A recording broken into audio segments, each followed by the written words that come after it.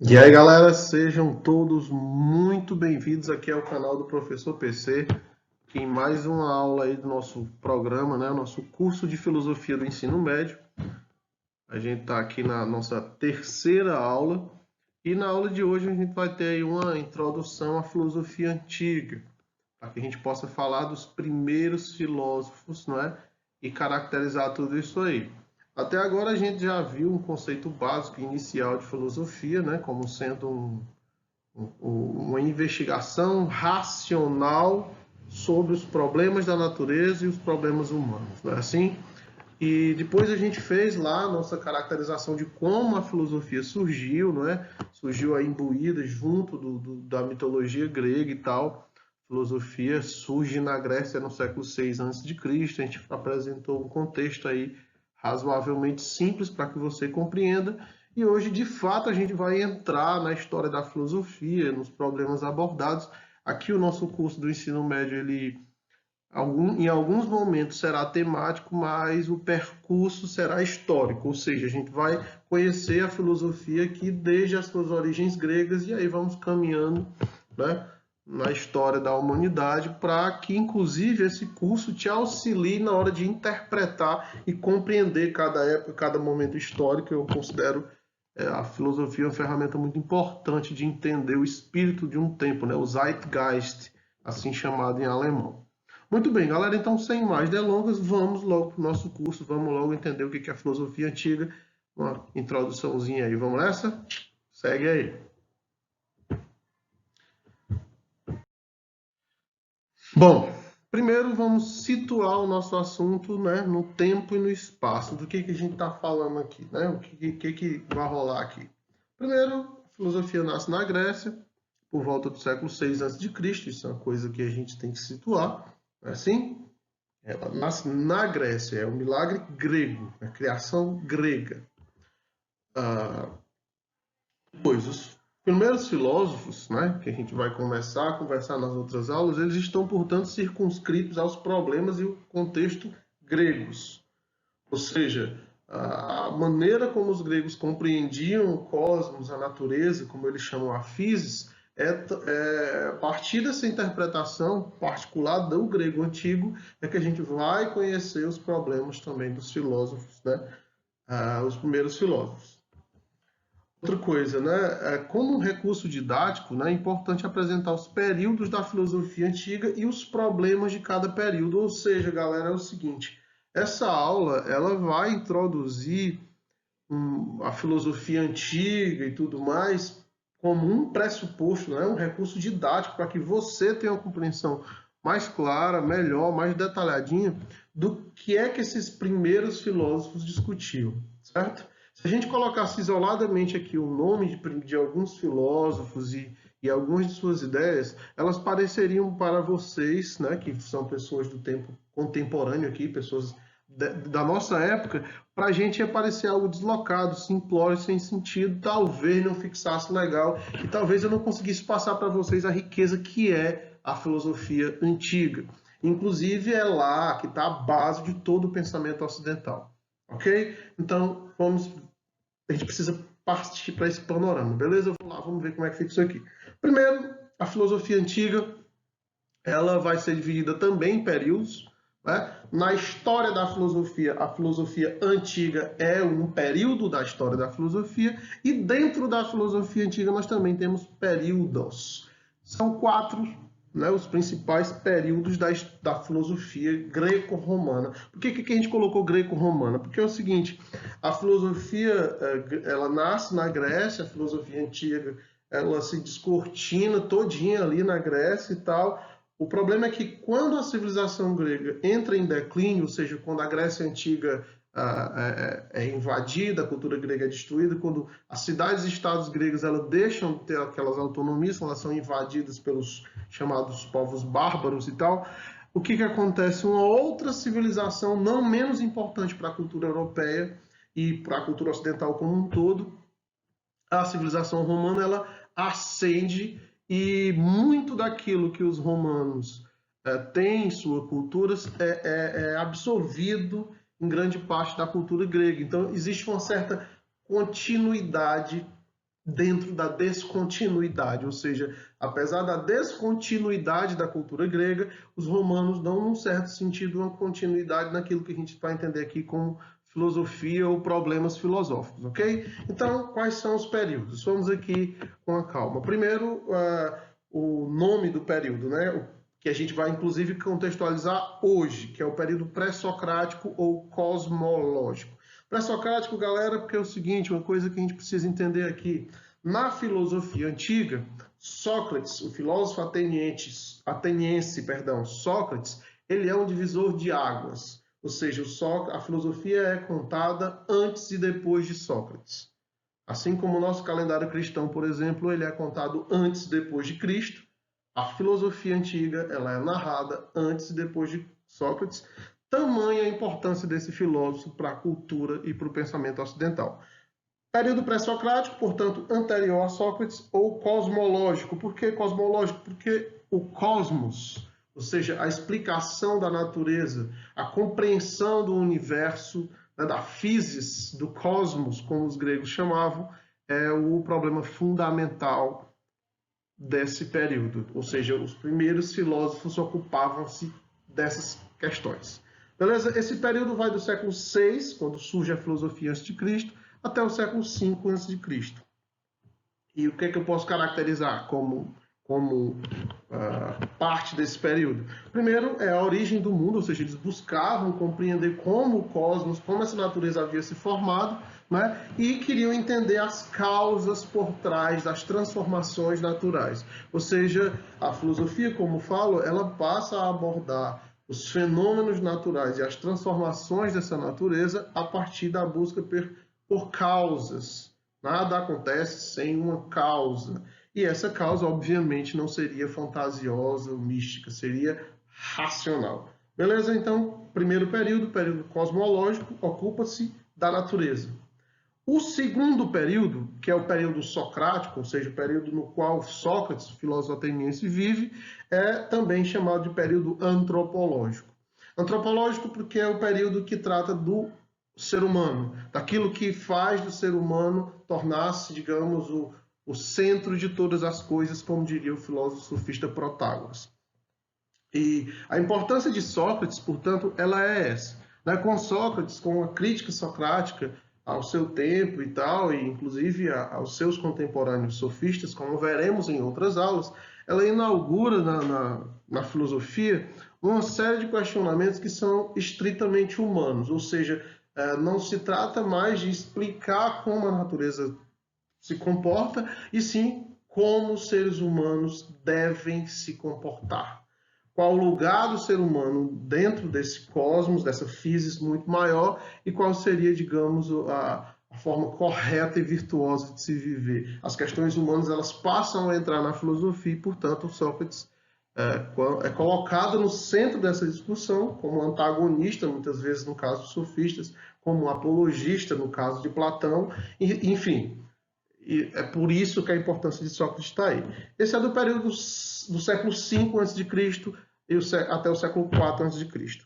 E aí o que a gente tem, né, como característica, eu acabei de falar, é mapear questões voltadas à questão humana, ou seja, como a ética, a política. Por exemplo, a filosofia política surge aí, a ética surge aí, e nós abordaremos no momento certo essas questões, tranquilo? Depois nós temos o período máximo da história da filosofia, que é chamado filosofia antiga, que é chamado de período sistemático. A gente vai ter isso aí do século IV até o século III a.C. Por que é sistemático? Por quê? Porque esse período ocupa-se de sistematizar os conhecimentos sobre cosmologia e antropologia. E, nesse momento, esses sistemas filosóficos, eles acabam colocando a questão de que tudo pode ser objeto da filosofia, ou seja, os sistemas filosóficos que nós veremos em outras aulas, como, por exemplo, o sistema de Platão, o sistema de Aristóteles, que são os dois filósofos sistemáticos gregos por excelência.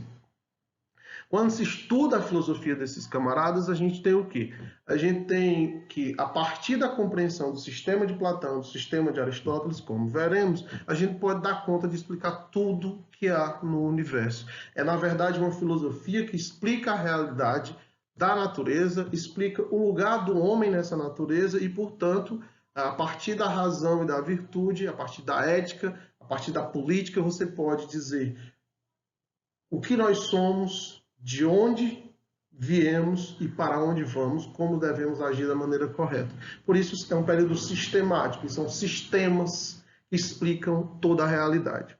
Depois, e agora já no declínio da cultura grega, a civilização grega, nós vamos ter o que se chama de período helenístico ou greco-romano. Helenístico porque helenístico vem de Helenos e Helenos é a cultura helênica, Helenos é a palavra como os gregos se chamavam. Né? Nós chamamos gregos, eles chamavam helenos, ou filhos da Hélade. Ou seja, por que o período é helenístico? Porque, apesar do final da civilização grega antiga e a ascensão da cultura romana, a cultura romana tem traços gregos, ou seja, ela tem traços helenísticos.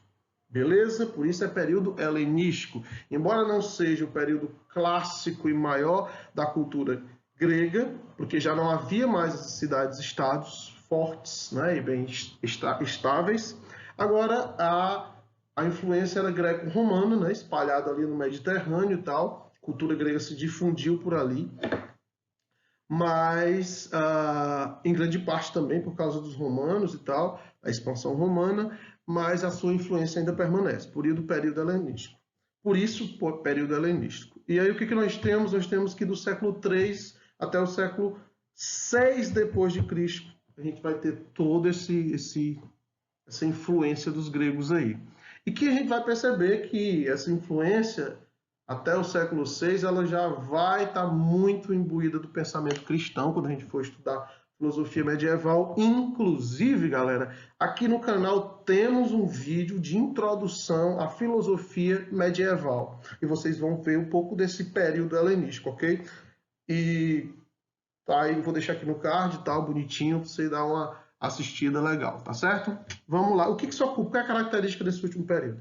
Ele ocupa-se de questões sobre ética, do conhecimento humano e das relações do homem, natureza e natureza-Deus. Ou seja, como eu acabei de dizer, as questões teológicas que vão ocupar o pensamento medieval já no período helenístico estão aí permeando as situações, beleza?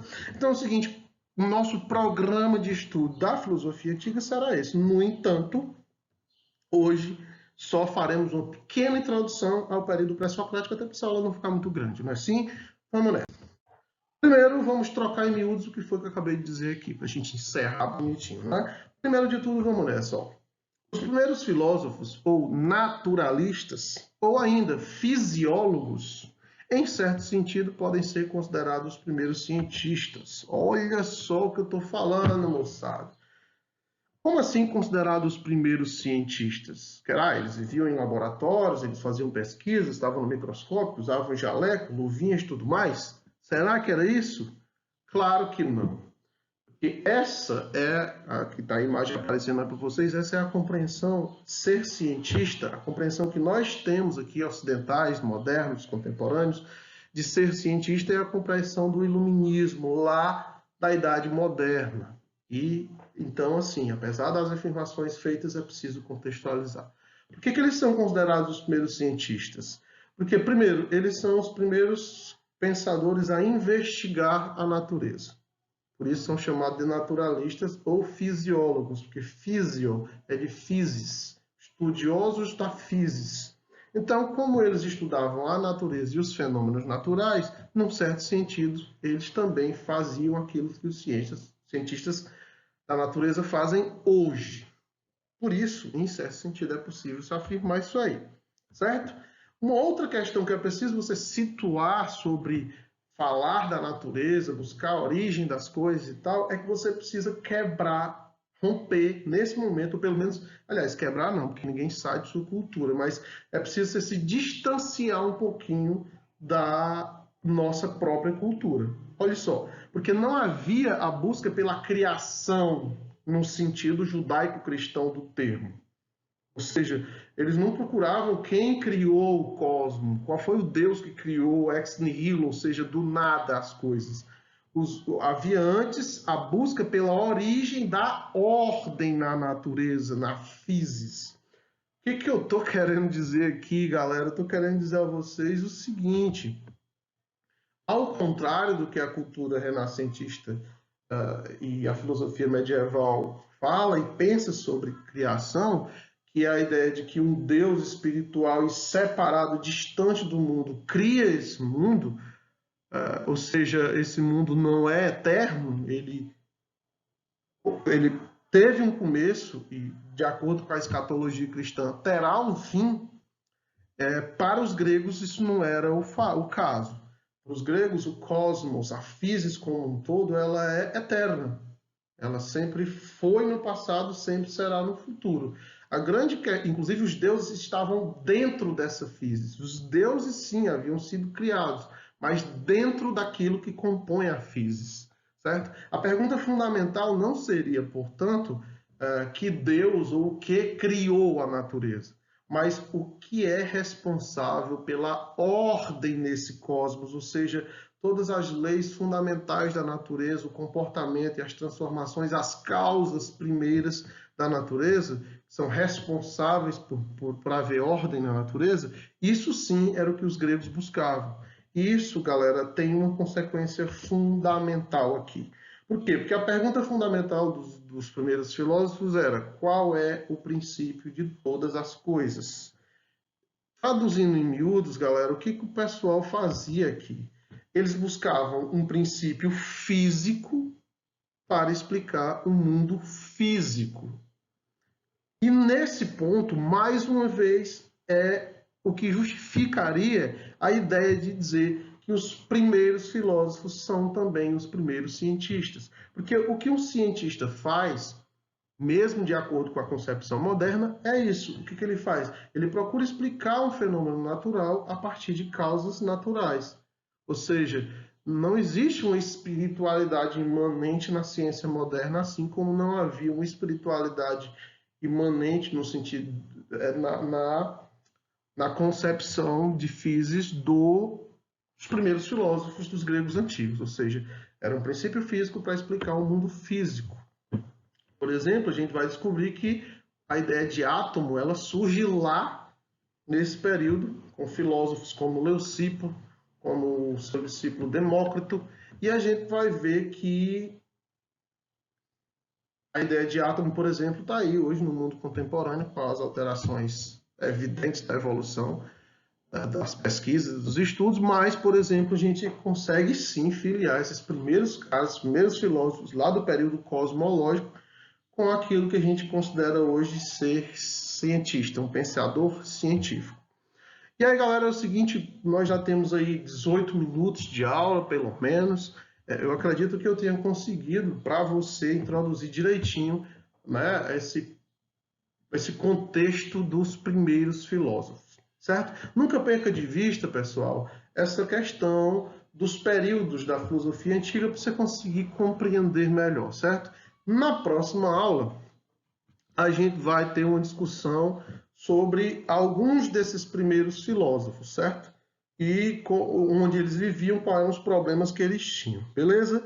Então, assim, uma outra questão que eu queria deixar aqui para vocês, eu estou pensando em fazer um vídeo com um grande colega meu, o professor Fabiano, que ele é químico e a gente vai tentar fazer uma discussão sobre isso que eu acabei de te dizer, certo? Sobre em que sentido os filósofos são cientistas, os primeiros filósofos, e por que seriam e por que não seriam. Ou seja, ele como um químico, um cientista da natureza a partir da perspectiva moderna, e entrar num diálogo, numa pequena discussão, contextualização com essa ideia que eu provoquei aqui nessa aula, beleza? Seria uma aula conjunta, eu acho que vai dar certo, vai ser bacana, vai ser especial, mas desde já eu te agradeço, peço que você, se tiver gostado, compartilha, curta, deixe seu like, deixe um comentário. Se tiver alguma dúvida, acho que eu esqueci de colocar alguma coisa aqui, você comenta lá embaixo, beleza? Mas dá essa força pro professor que a gente quer, é isso que a gente quer. A gente quer contribuir para vocês e o gostei de vocês, esse retorno é aquilo que garante que a gente está tendo um trabalho bem feito e reconhecido. Beleza? Valeu, pessoal, um abraço. Fica com Deus. Falou!